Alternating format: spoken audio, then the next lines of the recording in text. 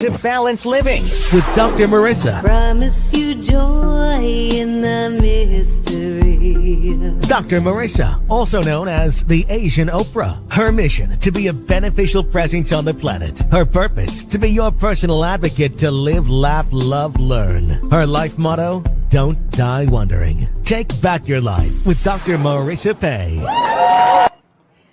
And welcome. You are tuned into my weekly talk radio TV show called Take My Advice, I'm Not Using It, Get Balanced with Dr. Marissa every week at 4, except that this is my final week after 475 consecutive weeks on the air. And I'm going to give myself a little bit of applause. And I just realized I'm going to also, here, wait, there's the applause. Eric, if you're listening, could you go to Dr. Marissa's YouTube channel and pick up the live show? I gave you the wrong link.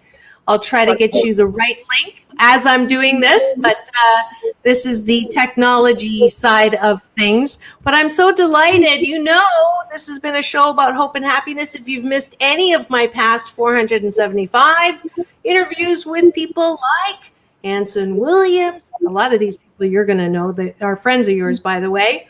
My guest today, Fran Drescher, to Corey Feldman, to Dr. John Gray, to Neil Donald Walsh. So I've had the gamut of really fabulous people, and I'm so grateful. So the bad news is this is my last afternoon show on the air, and I can't think of a better person than my guest today, Hank Garrett, that I'll introduce in a minute. But the good news is, the reason why this is my last show is because something's got to give, because yours truly got invited to do the morning show on KCAA. So every morning from 8 to 9, it already started. Today, I'm on the air twice because I've been on in the morning, 8 to 9 for your drive time on KCAA, my CNBC, NBC News radio channel, AM 1050, FM 102.3, FM 106.5, and everywhere, streaming every single platform you can think of, iHeartRadio, blah, blah, blah, blah, blah, and KCAAradio.com. So I'm so delighted. I'm so grateful. So I'll see you in the mornings. But to send me off this afternoon, I have the most amazing guest who is, I went and read the stuff. I just cannot believe all this man has been through. Hank Garrett has had careers in professional wrestling, acting, and comedy. Inducted into the Wrestling Hall of Fame as well as the Martial Arts Hall of Fame, Garrett has also been recognized as an actor with the New York Film Critics Award and a Lifetime Achievement Award, among others. He's well known for his role as Officer Nicholson on the classic TV series Car 54, Where Are You? And his award-winning fight scene as the postman in the movie 3 Days of the Condor with Robert Redford. Garrett's current work includes motivational speaking and working with incarcerated youth. He brings a personal perspective and an understanding of poverty and life on the streets, and hopes to encourage and inspire young people to reach their potential. He is the co-creator of the Hank Garrett Young Storytellers Award, which recognizes the creative achievements of youth 15 and younger. Please welcome to my studio, Hank Garrett.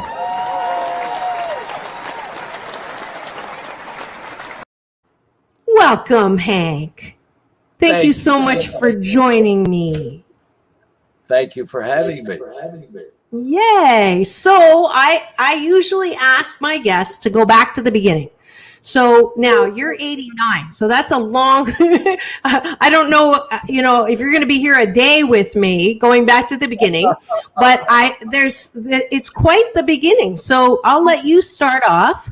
Tell me, did you ever think that you would be where you are now when you were 5 or 6 years old? No, not at all. So why? Yes, very young.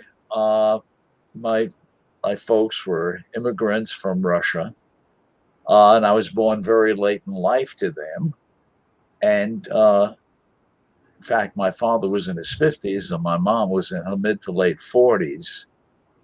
And I was a surprise to them.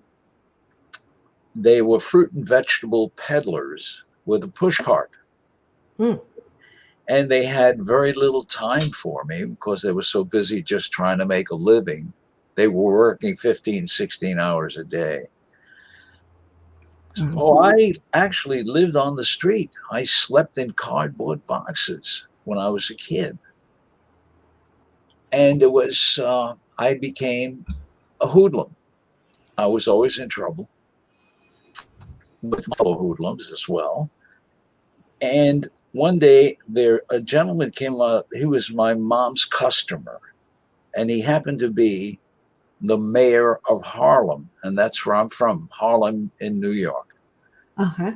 And he came to me and he said, your mom told me you're always in trouble, and she wants me to take you out. Now, when you say to somebody, I'm going to take you out, it means I'm going to kill you. Right. And I said, my mother's putting a hit on me. So he said, no, stupid. I'm taking you out this evening. Do you have a suit? I said, yeah, I've got a suit. And he says, put the suit on. Before you do, take a bath. Well, I met him that evening with my suit on, and he took me to the Apollo Theater. It was an African-American theater in Harlem, 125th Street. And he took me to meet Sammy Davis Jr. Wow. He took me up to his dressing room. Excuse me. And I met Sammy Davis Jr. He said, sit down. I understand you're a tough guy. I said, yeah, I'm tough. I was 12 years old. Wow. He said, tough guys usually wind up with broken bones and scars, but you're beyond that. You're going to wind up either going to prison or die. And he said that. I had a gun in my pocket. I had a 25 caliber pistol in my pocket.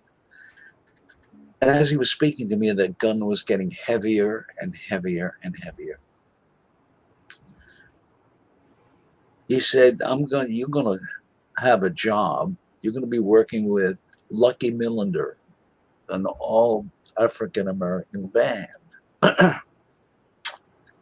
And I said, well, I'm not a musician. He said, no, you're going to be a band boy. You're going to put out the music for the different musicians. And at the end of the gig, the job, you pack everything together and put it away. I said, okay. Well, I did. And at the end of the evening, Lucky Millinder came up to me and said, you did a good job, my man. I'm 12 years old. Wow. And he said, here, my man. And he gave me $50. And he said, get yourself some new kicks, shoes. My shoes were torn to shreds. In fact, I had a big rubber band holding the sole of the shoe on to the rest of the foot. I went to Flushheim,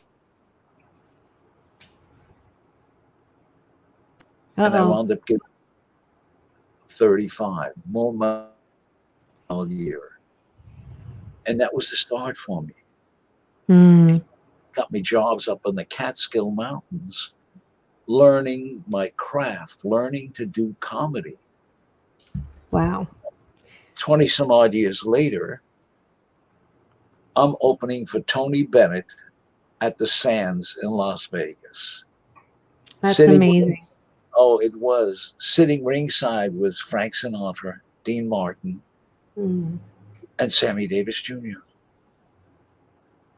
After the show, everybody ran to see Tony, except Sammy. Sammy looked at me and he said, hey, man, you're a funny cat. Where do I know you from? And I said, Sam, I'm the kid you said was going to go to prison or die. And he said, that's you?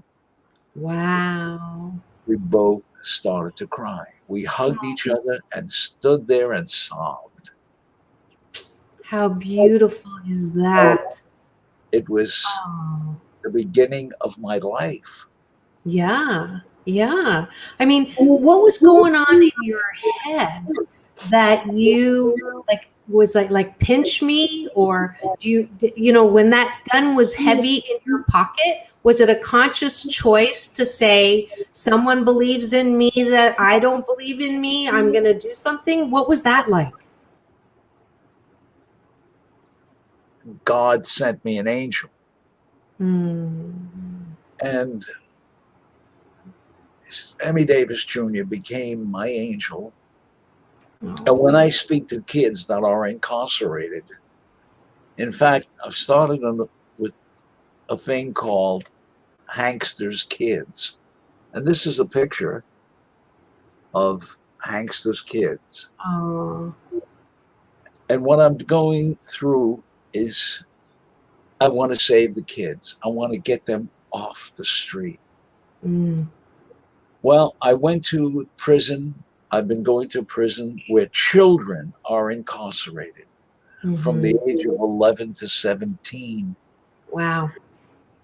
And they wrote me letters Mm. afterwards. And they said, Mr. Garrett, Sammy Davis Jr. was your angel. You are our angel. Oh. And it just, it really got to me.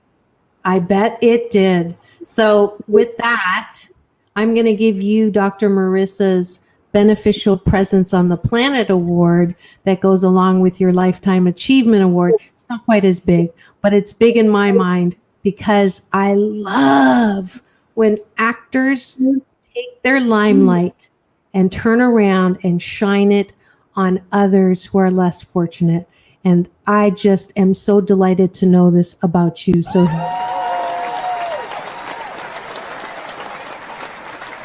thank you so much. That is just so moving. And thank you for tearing up, because tears are the disinfectant that keep our hearts soft. And I love when people cry on my show because it shows that their heart's open. So thank you so much for that. But let's go back to a point where, because before the show, I asked you how old you were. And then you started launching into a story. So I thought that you didn't hear my question, but you absolutely heard my question. So tell that story, which is a funny story. Well, I'm 79. I'll be 80 in October. Wow. I was wrestling at the age of 16. In order to turn pro, you had to be at least 21. I'm ready to turn pro because I'm training with a man who became my mentor when I was wrestling, a guy named Gene LaBelle, who is the world champ judo player. He had 300 matches and never lost one. He traveled around the world beating every champ. Well, the people who were managing me were able to make some changes, and I suddenly got 10 years older. So because Wikipedia says you're 89. Yes. So this whole time, I've been telling people I have another octogenarian on my show because I had Marion Ross come in my studio at 89, and Charlotte Ray I've had also on my show. Yeah. So you just took yourself out of that group. Charlotte and I were old dear friends. You know, we did the series together, Car 54, Where Are You? And amazing, I am the only one left from that show. Yeah. When I didn't know, they didn't know. They thought I was older than I was. I was a teenager when I was doing Car 54, Where Are You? Oh, wow. And Charlotte. So they went, yeah. I got to interview her before she went to the other side. And your co-stars in Car 54 went on to the Munsters. And I just had Eddie Munster on my show. So Full circle. Full circle here. So that's wonderful. So, yeah, because you were lying inadvertently about your age, you got to escort one of my favorite people on the planet, Audrey Hepburn, to a ball. So, yeah. Wow. When I was wrestling, I wrestled as Hank Daniels, the Minnesota farm boy. That's number one. I'd never been to Minnesota. I had never saw a farm, but that's what they named me. Now I get a call from my wrestling manager, and he said, Hank, would you like to pick up some extra money as a bodyguard escort? And I said, sure. I didn't know who it was for. Mm-hmm. He said, do you have either a tuxedo or a suit? I said, yeah. There's a theme here, Hank. You're always asked about your clothes. Do you notice that's a theme? You've always been asked about your clothes. First, you wanted if somebody asked if you had a suit, and now it's upgraded to do you have a tux? That's the name of your next book is what I'm wearing. Well, fortunately, I had clean underwear, so thank goodness. And they didn't tell you to go take a shower. No, not at all. So anyway, I'm dressed, and a limousine pulls up. I was staying at a hotel, and a guy, the driver, says, Hank Garrett? And I said, yes. He said, oh, get in. I do. And he doesn't tell me anything. He's just driving. Well, we go to Malibu. And I'm sitting, and he says, I'll be right back. I'm just going to pick up the person you're escorting. And I still don't know. Well, I'm sitting in the back of the car. Here he comes. He opens the door, and he escorts Audrey Hepburn. And I just stood there, and my mouth open. I'm stepping on my tongue. And he says, Miss Hepburn, this is Hank Garrett. Well, he called me Hank Daniels. And so you will be he escorting you this evening. She said, hello, how are you? And she was very warm. She extends a hand. We shake hands. And we go to this incredible hotel. And I don't know where we are. He opens the door. We've arrived. And I see a bunch of chauffeurs. And they're all standing outside. Opens the door. We step out. Now we're in Beverly Hills. I step out. And I walk over to where all the chauffeurs are with this chauffeur. Miss Hepburn says, no, Hank, you coming with me inside. Oh, I said, oh, okay. I go inside and I see bodyguards standing around. So I go and join the bodyguards.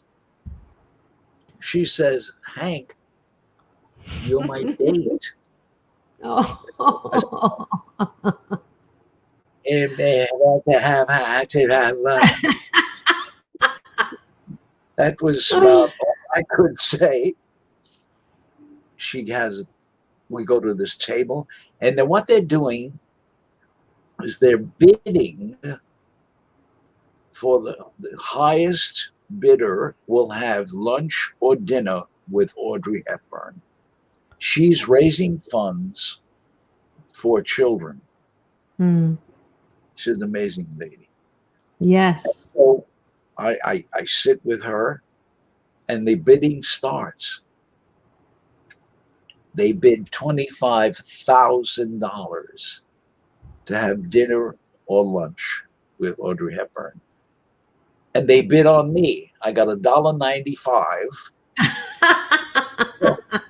That was about it. Well, that's wonderful. Oh, we had a wonderful time. That's beautiful. I'm very envious.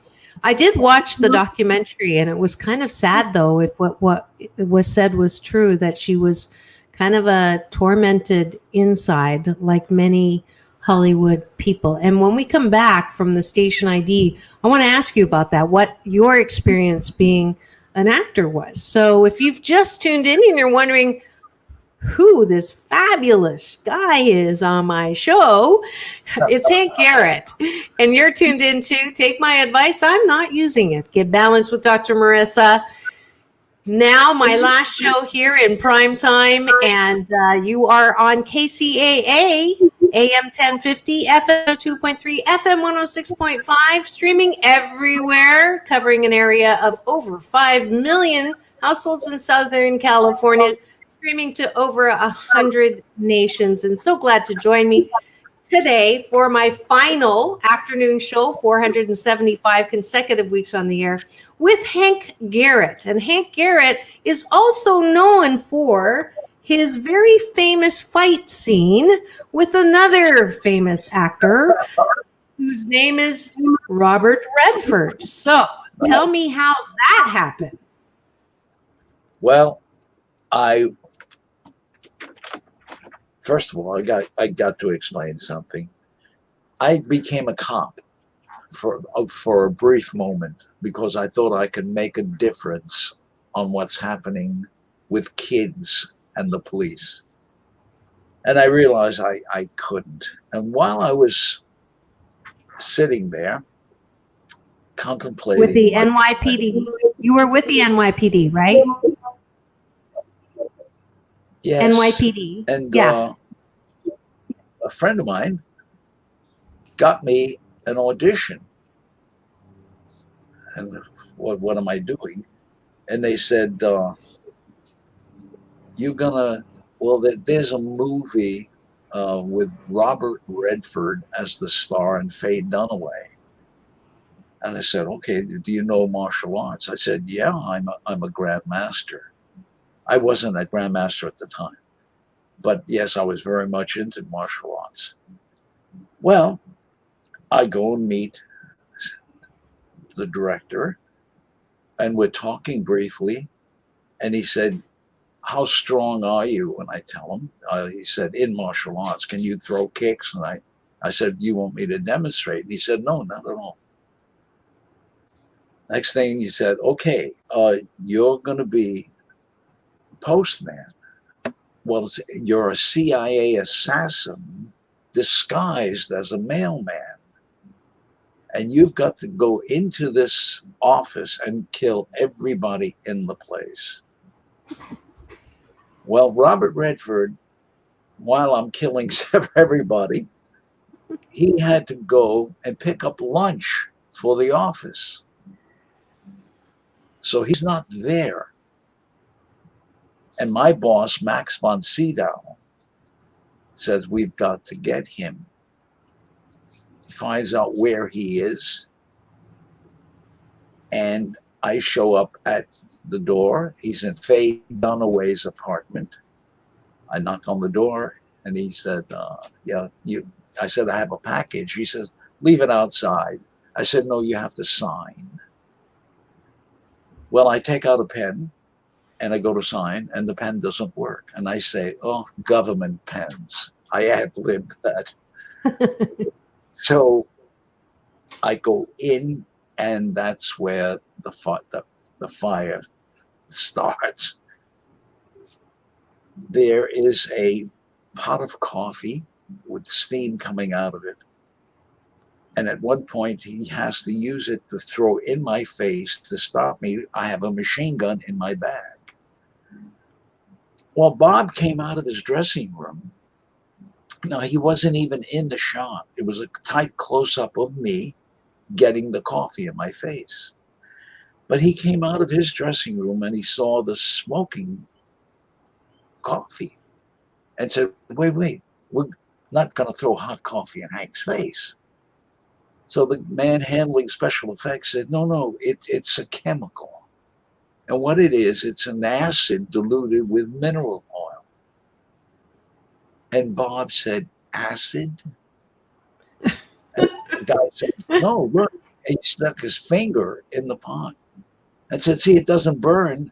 And Bob said, what happens if you get it in your eyes? He went over to Sidney Pollack, the director, and said, Sidney, can I throw the coffee? And he said, yeah. Called me over, put his arm around my shoulder and said, Hank, I'm going to throw the coffee waist high. You react like, oh, for some strange reason, my phone is.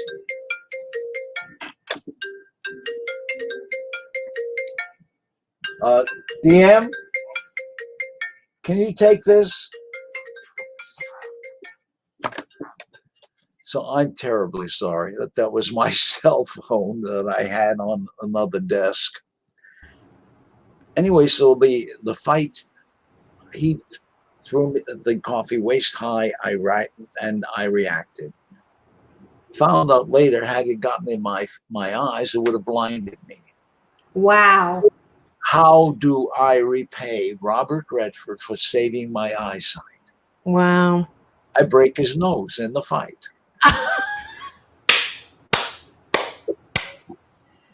I heard that rumor, but I didn't know if it was true or not.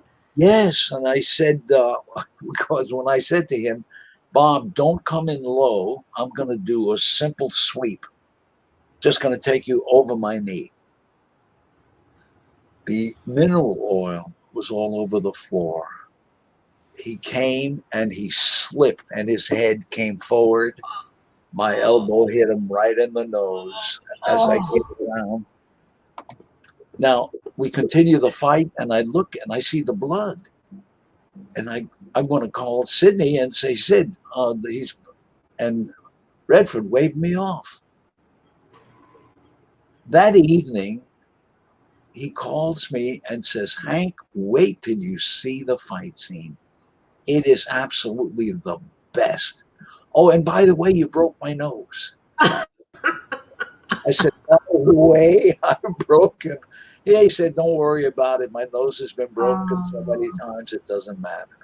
Oh, what a great story. I'm so glad that you told me that because I watched the scene and I was going to try to find if I could get the rights to play it. But I'm so glad instead of just playing it, you're telling me the really spectacular story behind it. Not just, the fight scene that's supposedly, it's been deemed one of the best fight scenes ever on the screen, that you almost blinded yourself. Robert Redford saves you from that, and then you break his nose. So that's quite the story. In fact, Sidney Pollack put me up for an award. I wound up winning the New York Film Critics Award. And then not too long ago, we were both taken to Las Vegas, and I got an award for best fight scene in film ever. Wow! So you got an award for that? That's so great. All that martial arts and wrestling background that your life has really truly been one of a series of kind of oddly mismatched, but makes perfect sense now, right? You grow up poor. You get inspired by Sammy Davis Jr. You become a comedian, right? And a wrestler and a martial arts fighter. You become a policeman who then plays a policeman.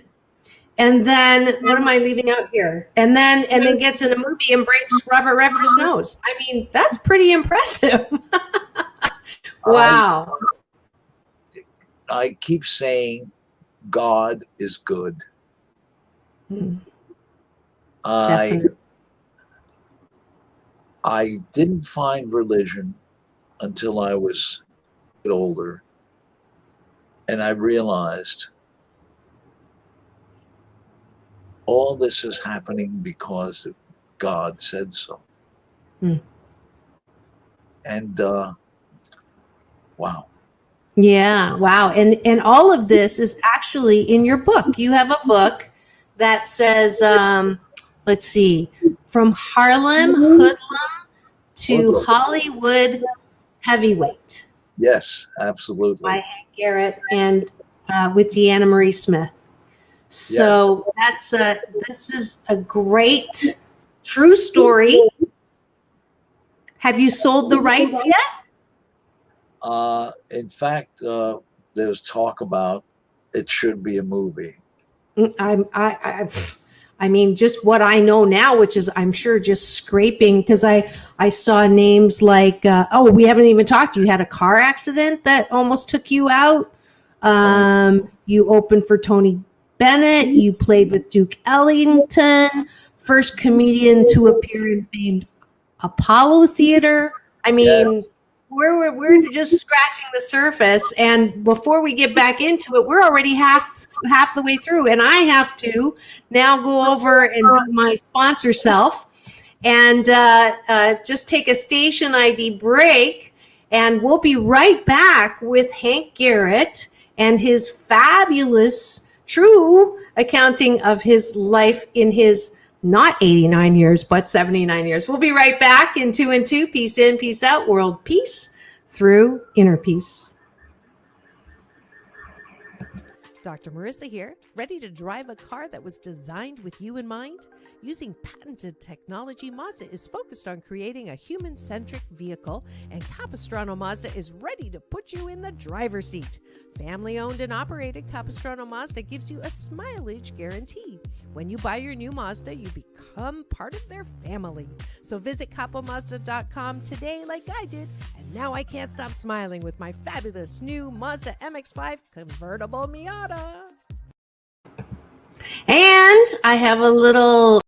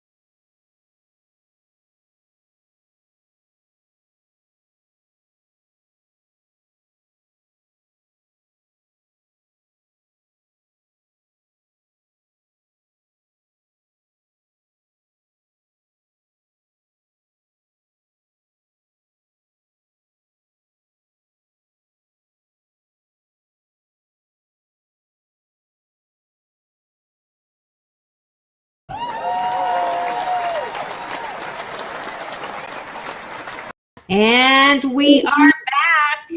We are here with an amazing story that is true with Hank Garrett. He's a legendary actor and ex-cop and ex-wrestler and martial artist and a comedian. Let's talk about that for a minute. So how did you get the idea to become a comedian? I, as a kid, I was part of a gang, and at one point I left the neighborhood and I was surrounded by another gang, and I knew I was in deep trouble. I started doing stories about the neighborhood, and I made jokes about all the people in the neighborhood. And I was getting laughs instead of getting punches. So, and I thought, wow, look at the reaction. Now, these are guys who were ready to beat me to a pulp. And suddenly I was accepted. And they said, man, you're crazy. And I went on from there. Mm-hmm. And that's when Sammy Davis said, you're funny, learn your craft. And he sent me up to the Catskill Mountains. And I wound up working the hotels with some jokes I had put together. I also borrowed some jokes from other comedians. What's your favorite one? It worked. And wow. So, can I ask you to tell your favorite one? I'm sorry? Can I tell you? Can I ask you to tell your favorite joke? Oh my God. Yes, I did this about a dear friend, Gene LaBelle. He's a stuntman. He's great on a motorcycle. He doesn't do too well with cars. So we had a situation, and I was emceeing, and 600-700 people showed up. And I said, Gene was driving along on the 405, and his wife called and said, Gene, please be careful driving on the 405. I just heard on the radio that there is a car going in the wrong direction. And Gene said, one car? There are hundreds of cars going in the wrong direction. Yes, I got that. I got that. That's great. So, how long did you fall into the common trap of Hollywood that I hear over and over and over, and we see on the news over and over, when you get some level of fame, and then there's parties, and then there's insecurity, and then there's addiction? How was that for you? I went to a few parties, and I found that was not for me. I saw a lot of drugs, a lot of drinking. I don't drink, and I don't do drugs. As a bodybuilder, I was very cautious about what I ingested. And so the parties were not for me. Mm-hmm. Mm-hmm. Good. So that wasn't your path. That wasn't your path. Not at all.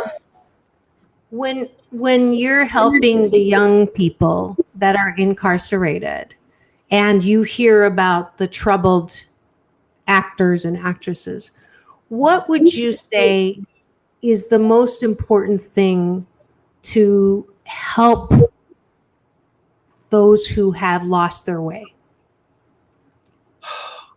When I speak to them, when I speak to the kids who are incarcerated, I tell them I was there. Where you are, I was there. And there's an angel waiting for each and every one of you. But you got to be ready to hear and ready to listen. But you don't listen just with your ears. You listen with your heart. And I said, believe me, where you're seated right now, I was there. So that really helps identify, because you were in trouble with the law early, right? Oh, yes. First time in jail, how old were you? When I first got, well, boy, I was about 13 or 14. They were looking, the police were looking for a friend of mine named Lefty. He and I were close friends. So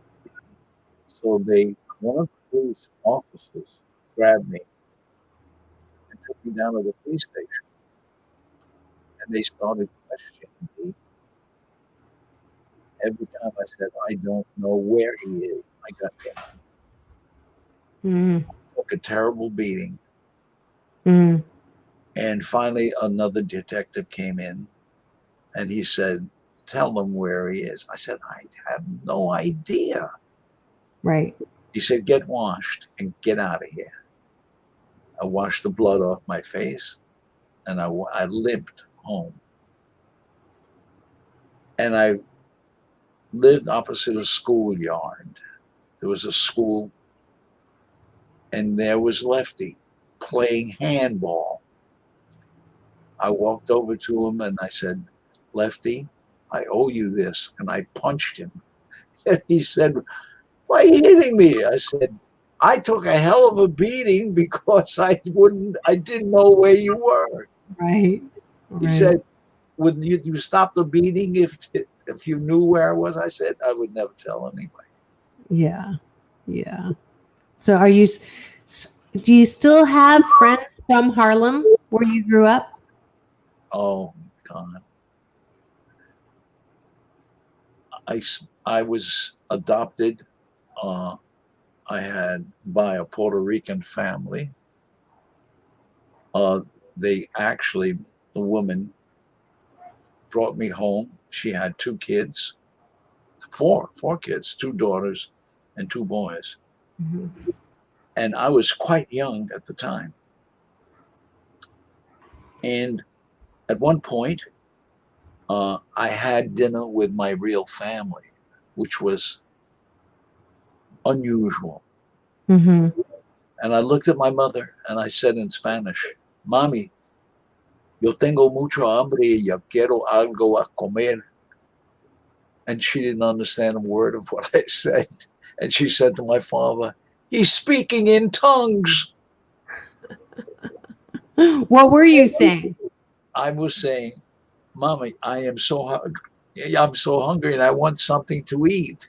Oh, wow. Yeah. Yeah.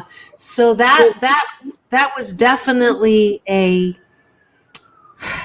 humble and hard beginning for you. And I think one of the things that I love about your story is that you did not define yourself by what happened to you, that you were able to hang on to your angel's vision of you, Sammy Davis Jr., and how he saw the hope in you, and you rose to that hope. And I think that if everyone understood that everything bad that happened to them as a kid doesn't define who they are, Exactly. wouldn't that be a great change? Yes. Yeah, yeah. Because you would never know. You would look and see someone who's had, all these experiences with, all the names we have, Duke Ellington, Sophia Loren, Kirk Douglas, and you fought Elvis Presley. Oh, Elvis, yes. Yes. How did that happen? Well, I was appearing at the Sands and he was appearing in another club in Vegas. And I got a call. I got a call from someone who was part of Elvis Presley's group. And he said, Hank Garrett? And I said, yes. He said, I understand you are a black belt in karate. I said, yes, I am. He said, would you mind sparring with Elvis Presley? And I said, who? He said, Elvis Presley, would you do him the honor? Wow. Seriously, that was his thing. And Wow. I said, well, I'll give the kid a break. He rented a ballroom and he came over. Now I'm wearing my outfit called Mm-hmm. Yeah. I paid $1.95 for it. I look at the door and there's Elvis with all his followers. Elvis is wearing a gi that must have cost $25,000. Spangles and beads and fringes, and I'm looking at my raggedy outfit, truly raggedy, and oh God, he takes off this incredible jacket and the pants, and he's wearing a gi underneath. Oh. And he came to me and he said, thank you, Sensei. Now he's calling me Sensei, which is teacher. And I said, Elvis, you don't refer to me as Sensei. We're both the same rank. Right. He said, oh, okay, Sensei. He said, Sensei, can I ask a favor? I said, yes. He said, please don't hit me in my face because I've got a show to do tonight. So I said to him, well, listen, I too have a show to do tonight, so don't hit me in my face. He said, Sensei, if I hit you in the face, it would be an improvement.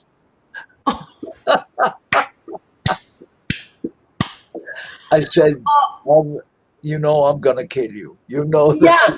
Yeah, you're going to get it in your face now. Oh, my gosh. So was it fake or was it a real fight? Did they tape it? Oh, no, we just sparred. Oh, okay. So it wasn't. How old were you? How old were you at this point? And how old was he? I know I was in my 20s. Okay. Your real 20s or the fake 20s? I'd have to look at my birth certificate. Which one? Yeah, exactly. So he was what, in his 20s too? Was this early for him? Probably, yeah. Yeah, you were about the same. Yeah. Interesting. All right. Wonderful. What a gentleman. Yeah, we had great fun. We joked afterwards. And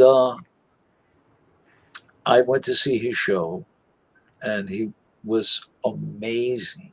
Yeah. Truly. So more stories, more truth. If you go and get Hank Garrett's book, From Harlem Hoodlum to Hollywood Heavyweight, and where can people find this book? They can get it on Amazon. Okay. And the proceeds go to the disabled American veterans. Oh, wonderful. That's another wonderful thing. That's fabulous. So the last question that I ask my guests, all of my guests, to whom or what are you most grateful for? To whom or what are you most grateful for? There are two people in my life. Sammy Davis Jr. for giving me a break. And that's what I want to do, give kids a break, get them off the street. And I'm very grateful to Deanna Marie. I can't imagine life without her. And this is your wife? Yes. Aww. She sat with me for months and months and months, writing the book. I would speak. I would say, well, then she would say, what happened then? Now, wait a minute. You were 16. You were wrestling. I said, and I was still in high school. She said, did they ever find out in school that you were wrestling professionally? And one of the teachers looked at me and he said, he looked around and said, I saw you last night, Hank Daniels. Busted. Oh, I'd blown my cover. Aww. He said, you were wonderful. And it was all due to, I started studying martial arts when I was 11. I had my nose broken when I was 9. Ouch. By a gang member. And so I went to a gentleman named Min Pai, who was a great teacher. And he asked me with a heavy accent, why do you want to learn Taekwondo, Hapkido? And I said, I want to be a better street fighter. He said, then you don't come here. I don't teach street fighters. I came back and I learned respect and honor. I became one of his star pupils. I trained every day of the week. And he didn't charge me. He wasn't charging children. But Yeah. So you're living out a legacy of support, of integrity, of discipline. Yes.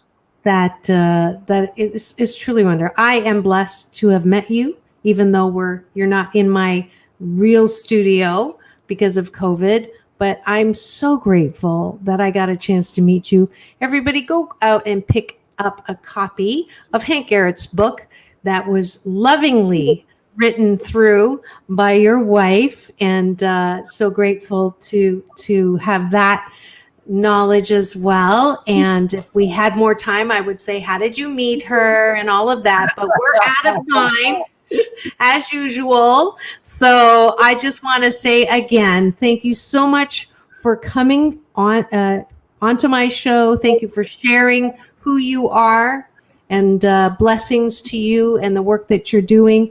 And I think it's absolutely wonderful. So thank you, Hank. The applause. Thank you so much for having me on your show. Of course. So such a blessing. And you know what I'm going to have you do? I'm going to tape you doing this, because I would love to have you on my wall of peace, because you'll like this. What I say at the end of every show is peace in, peace out, world peace through inner peace. That's so beautiful. Thank you. I knew you would say that. So I want you to do that. I'm going to put it on my little camera here. You ready? This is Hank Garrett and Dr. Marissa. You know me as the Asian Oprah, reporting live from a virtual studio with Hank Garrett, who's doing amazing things. Just won the Dr. Marissa Beneficial Presence on the Planet Award. And now we're going to sign out together saying peace in. This? I would Peace say in. with peace and love. In. Beautiful. Can you put your fingers up for me? Absolutely. Peace in, peace out, world peace, World peace. Through inner peace. And inner peace. Yes. Thank Beautiful. you. Thank you so much again. And I am delighted. We will stay in touch. I'd love to continue to support the work that you're doing. Thanks again for coming on my show. Thank you. Garrett. Wow.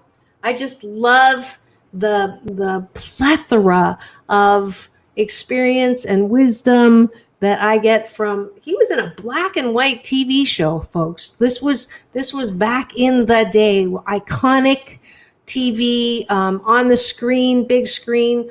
Broke Robert Redford's nose. I still can't believe that. So just so delighted that he was my guest to end my 475th consecutive week on the air. This is my last show for the afternoons on primetime on KCAA, because I'm now your new morning show. I'm so glad. Please tune in every 8 a.m. to 9 a.m.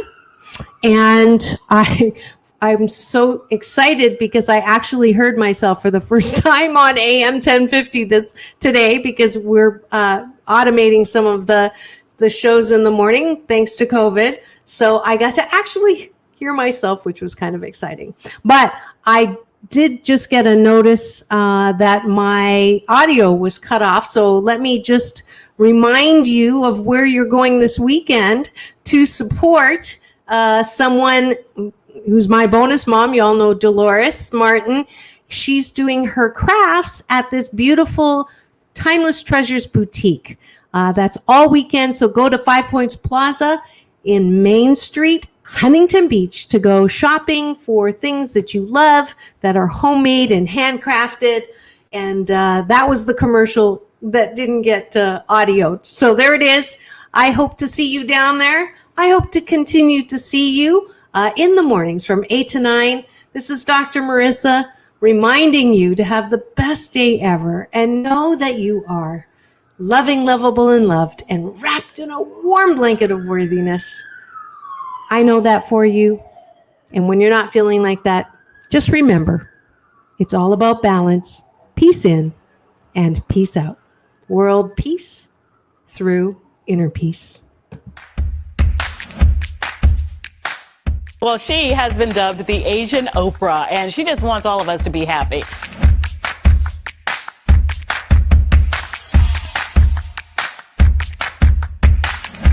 Dr. Marissa, aka the Asian Oprah, says the most important thing you can choose is choosing to be happy. You are tuned into my weekly talk radio TV show called Take My Advice. I'm not using it. Get balanced with Dr. Marissa.